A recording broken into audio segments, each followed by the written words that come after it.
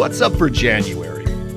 Some moderate meteor activity, several great pair-ups of the moon and planets, and how just 4 minutes a day can make a big difference in your view of the universe.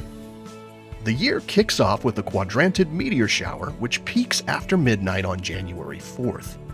Light from the third quarter moon will brighten the sky on the peak night, causing fainter meteors to be lost from view. But the shower does produce a decent number of bright meteors called fireballs, so it can still be worth your time. If viewing from a dark sky location, you may see 20 to 25 meteors per hour at the peak. You can catch a few meteors in the few days before or after as well. In fact, the shower is active through around January 12th, so you might catch a fireball in the week after the peak when the moon has moved out of the pre-dawn sky. On January 8th, in the hour before sunrise, look for brilliant Venus rising with a slim crescent moon in the southeast.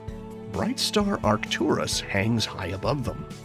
The moon will appear quite close to the red giant star Antares, the fiery red heart of Scorpius, that morning.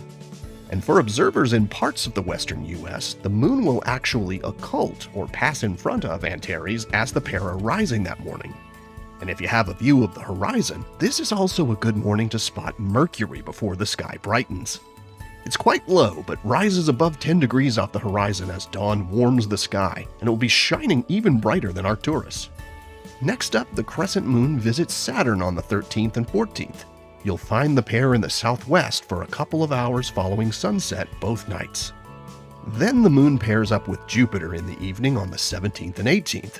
This is actually a great week to pull out the telescope or binoculars, because as soon as it's fully dark, you can work your way across the sky, starting with Jupiter and its moons, our own moon, the Pleiades, Aldebaran and the Hyades star cluster, and the Orion Nebula.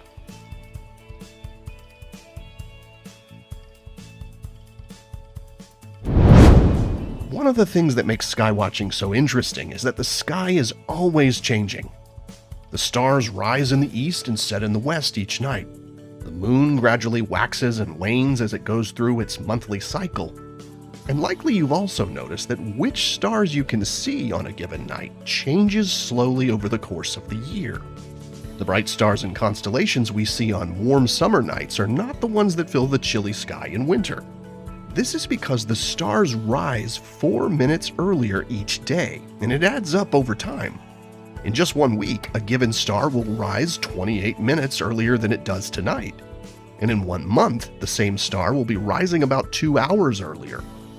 So, at 4 minutes per day,